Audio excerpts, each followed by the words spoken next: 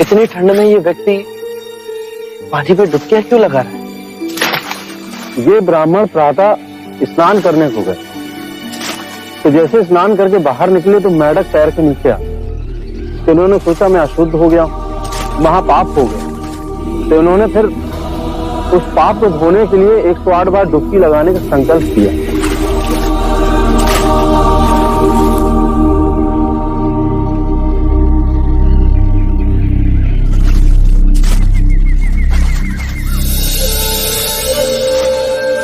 सुनिए, आप ठंड से कांप रहे हैं।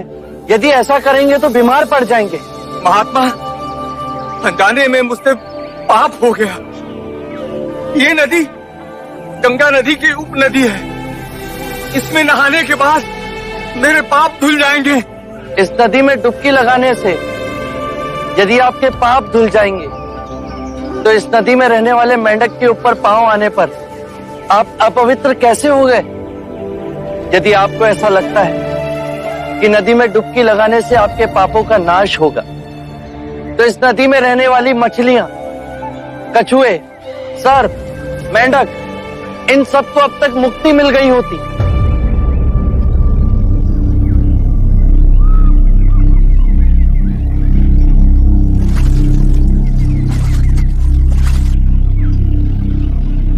बात तो सत्य कह रहे हैं महानुभाव।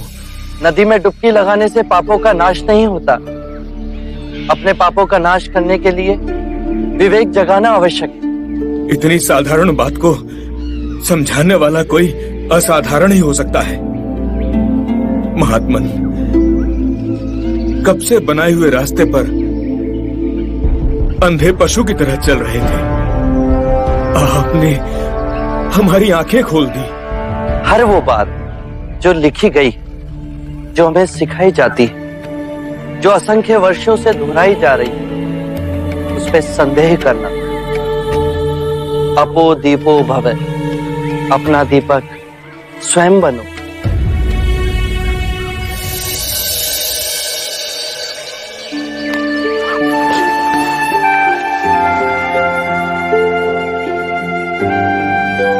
आप धन्य है महात्मा।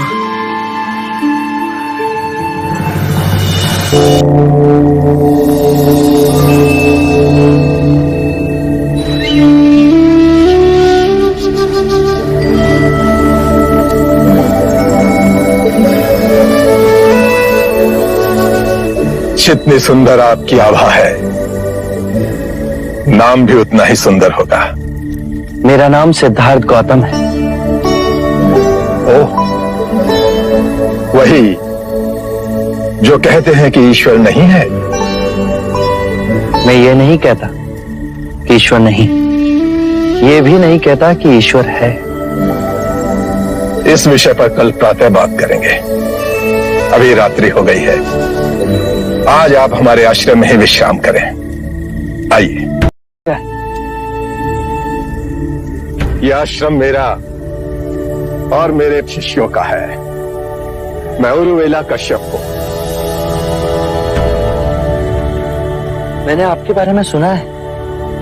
आप वही उरुवेला कश्यप हैं जो वर्षा ऋतु में मुनियों को छत्र छाया देते हैं। आज रात्रि आप मेरी कुटिया में ही विश्राम कीजिए। अरे, आप यहां हैं?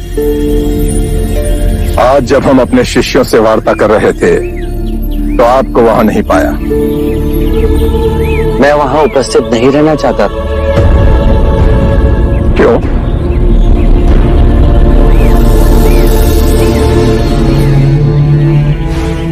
आप अपने शिष्यों को संबोधित कर रहे थे।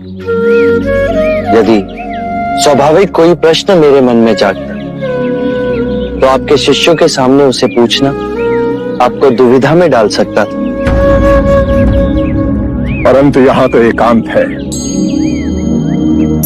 अब हम वार्ता कर सकते हैं। कृपा करें, आप दुख के संबंध में कुछ कह रहे थे। क्या आप ये मानते हैं कि दुख सत्य है? क्या आप ये भी मानते हैं कि दुख के कारण भी है? हाँ, यदि कारण है तो दुख तो रहेगा, और यदि कारण ही समाप्त हो जाए तो दुख भी लुप्त हो जाएगा। जैसे सूर्य के प्रकाश से अंधेरा। आप सुनी सुनाई बातें नहीं कहते, अपने गहन अनुभव के आधार पर कहते हैं। आप धर्म और सिद्धांत की नहीं, देखी हुई बातें कहते हैं। आपने कहा कि मुक्ति का मार्ग है अपने विवेक को जगाना और गूढ़ ध्यान में लिप्त हो जाना, जिससे मनुष्य स्वयं को और इस संसार को भली भांति समझ सकता है। परंतु एक प्रश्न है, ये जो सारी विधियां हैं, रीतियां हैं, पूजा पाठ हैं, क्या ये सब व्यर्थ है?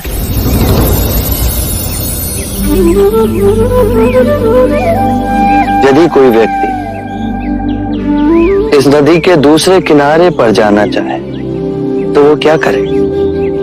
यदि जल गहरा नहीं है तो वो चलकर जा सकता है, और यदि जल गहरा है तो वो नाव की सहायता से जा सकता है या स्वयं तैरकर जा सकता है। यदि वो चलना ना चाहे और ना ही तैरने को तैयार हो और ना ही नाव ले जाने को तैयार हो, और वो कहे कि मैं प्रार्थना करता हूं इस नदी का दूसरा किनारा स्वयं चलकर मेरे पास आ जाए, तब तो ऐसे व्यक्ति को मूर्ख कहेंगे, महामूर्ख। इसी प्रकार यदि व्यक्ति अज्ञान और भ्रांति को अपने विवेक से मिटाएगा नहीं तो परम आनंद और मुक्ति के दूसरे छोर पे कैसे पहुंच पाएगा? चाहे वो पूजा करे या अनुष्ठान या व्रत करे या किसी नीति पर चले, वो इस किनारे ही रहेगा। हमने सारे शास्त्रों को पढ़ा, उन पर व्याख्या की, परंतु जीवन के इतने जटिल सत्य को इतनी सरलता से किसी ने नहीं समझाया, किसी ने नहीं समझाया। आप इस भटकती मानवता को परम ज्ञान का मार्ग दिखाएंगे।